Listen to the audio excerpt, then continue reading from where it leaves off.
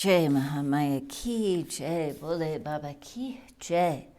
In our last discourse, we read about the Devas all going to the Divine Mother and pleading to her to help them because they'd been overtaken by Nishumba and Sumba and had lost their place in the heavens. And she assured them that this day they would be taken care of and that she would destroy these demons. So we'll move on to chapter 23. Vedavyasa said, O king, when the tormented devas praised thus the Devi, created from her body another supremely beautiful form, thus created from Ambika Devi, she became known to all the worlds as Kasuki, as she came from the physical sheath of the Devi Parvati. When Kasuki was created out of the body of Parvati, Parvati's body became transformed and turned out into a very dark color and became known as Kalika. Her terrible black appearance, when beheld, increased the terror of the demons. This Devi is now become known in this world as Kalaratri, the night of destruction at the end of the world, identified with Durga, the purifier of all desires. The Ambika Devi then began to look splendid, decked with various ornaments. Her beautiful form began to look very lovely. The Devi Ambika then smiled a little and said, Better be fearless. I will slay just now your enemies. It is my incumbent duty to carry out your purposes. I will therefore slay in battle Nishumba and Sumba and others for the sake of your happiness. Thus saying, the Devi Bhagavati, elated with pride, mounted on a lion, and taking Kalika with her, entered into the city of Sumba, the enemy of the gods. Ambika went to a garden adjoining the city, accompanied by Kalika, and began to sing in such a sweet, melodious tone that enchanted even the gods of love, who fascinates the whole world.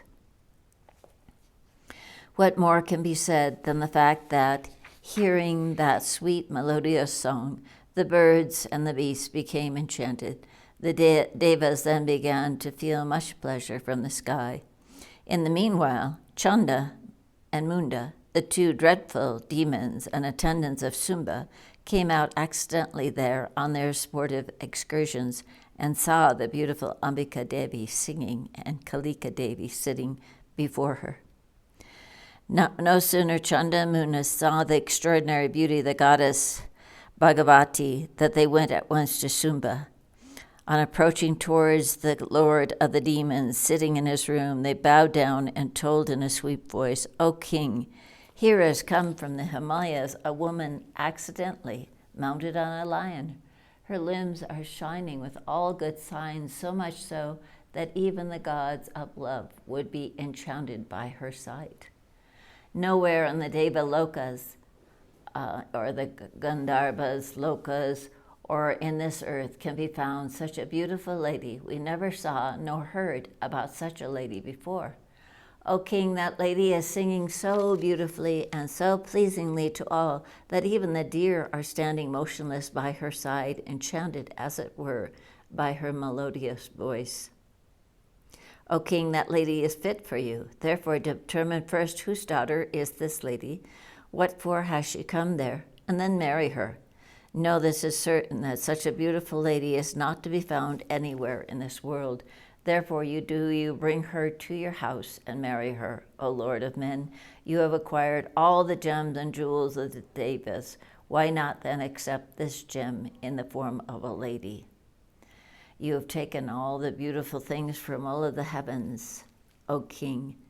What more can be said than the fact that you have conquered the death and took away his force? You have entirely conquered Yama, the Lord of Death, and have taken from him his staff. O king, you have brought that heavenly cow with you. What more to say then Manika and the other apsaras are all under your control. Thus you have got by your strength all the jewels. Why then are you not taking this exquisitely beautiful lady, the prince of jewels amongst women?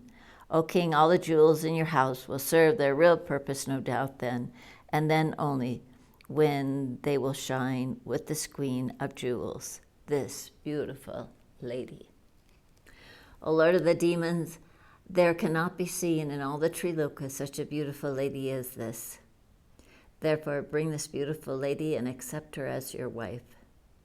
Hearing thus the sweet words of Chanda and Munda, Sumba spoke gladly to Sugriva, who was close by. Go, Sugriva, do my messenger's work. You are well skilled in these things. Speak so that the beautiful lady of thin waist may come over to me. Those who are well versed in the science of amorous love declare that only two methods are to be adopted by the clever persons towards the beautiful female sex, which is conciliation and gentle words and gifts and presents. Therefore, wise ones therefore Sugriva, hearing the nice skilled words of Sumba, went hurriedly to the spot where existed that beautiful mother of the universe. He saw the fair lady mounted on a lion, saluted her, and spoke gently and sweetly as follows. The messenger said, O beautiful one, Sumba, the enemy of the gods and the king of all, is beautiful in all respects, the ruler of the three lokas, a great hero and conqueror of all. Hearing of your beauty and loveliness, that high-souled monarch is so much attached to you and has become so very passionate that he sent me to express his views to you. O one of delicate limbs, please hear what that lord of the demons has spoken to thee, after duly saluting thee, words full of love and affection toward thee. O beloved, I have defeated all the Devas and have thus become the lord of the three worlds. Especially I partake of all the offerings made in the sacrificial acts and ceremonies without moving away from my house. I have taken away all the gems and jewels that belong to the gods, and the abode of the gods has now become worthless on account of all the jewels being carried away.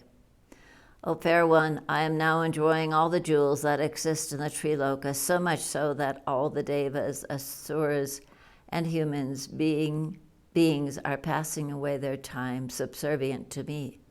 But no sooner thy qualifications reached my ears, thou hast permeated into my heart and hast made me completely subservient to thee. O fair one, what am I to do now? Whatever thou commandest, I am ready to do that. Verily, I am now thy servant, so thou oughtest to save me from the darts of passion, O one having swan-like eyes. I am verily made your servant. Especially, I am extremely agitated by the arrows of Cupid. Therefore dost thou serve when thou wilt be made the Lord of the three worlds, and thus enjoy the incomparably excellent things. O beloved, I will remain ever thy obedient servant up to the last moment of death. O excellent one, I cannot ever be killed by the Devas, Asuras, and human beings, O fair-faced one. Thou wilt always be prosperous and fortunate. Thou wilt be able to sport anywhere thou likest.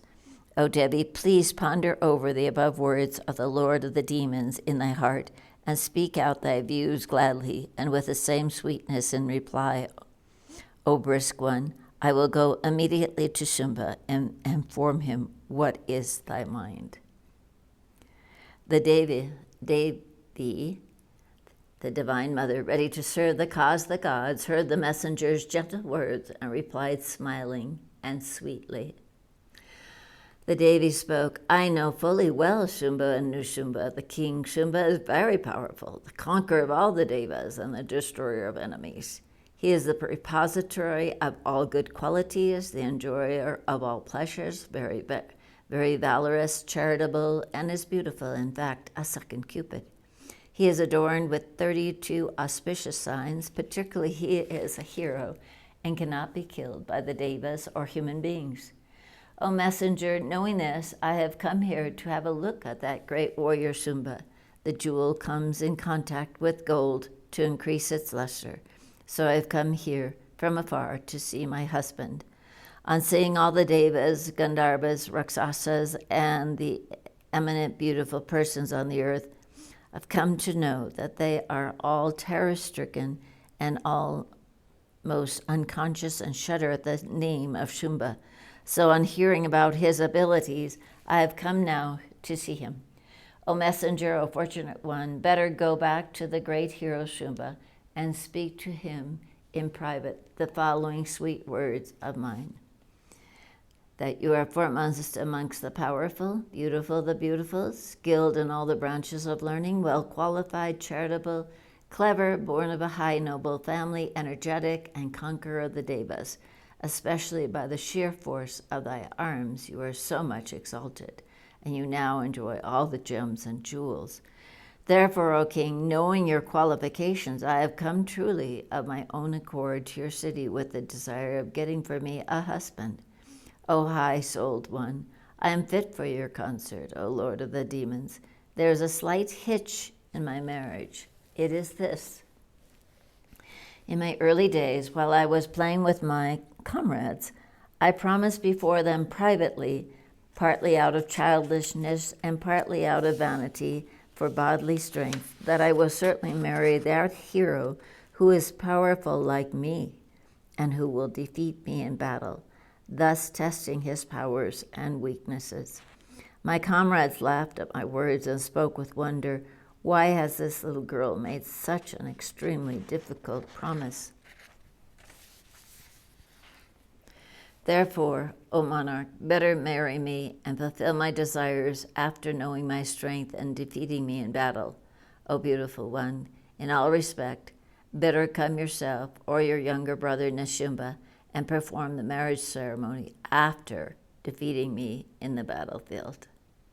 Now ends the 23rd chapter in the 5th book on the powers of the Kusiki in the Srimad Devi Bhagavatam of the Mahapuranam of 18,000 verses by Maharishi Veda Vyasa. Jai Mahamaya ki jai, Haryakandashvari mat ki jai, Vishveshvari mat ki jai, Bole Baba ki jai.